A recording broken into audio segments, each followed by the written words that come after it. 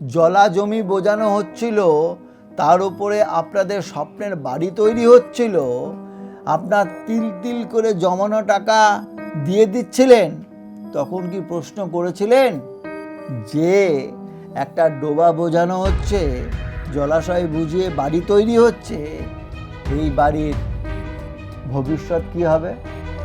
তখন কম টাকায় বাড়ি পেয়েছেন, কিনে নিয়েছেন, তাই তো? তখন যদি একবার প্রতিবাদ করতেন, আপনাদের মধ্যে কেউ যদি মুখ খুলতেন, তাহলে আপনার এই প্রতিবাদে এই 8টি পরিবার তো বেঁচেই যেত, এলাকার মানুষদেরও আতঙ্কগ্রস্ত হতে হতো না। তবে হ্যাঁ, কলকাতা পুরসভা বা প্রশাসন এই দায়িত্ব এড়িয়ে যেতে পারে না।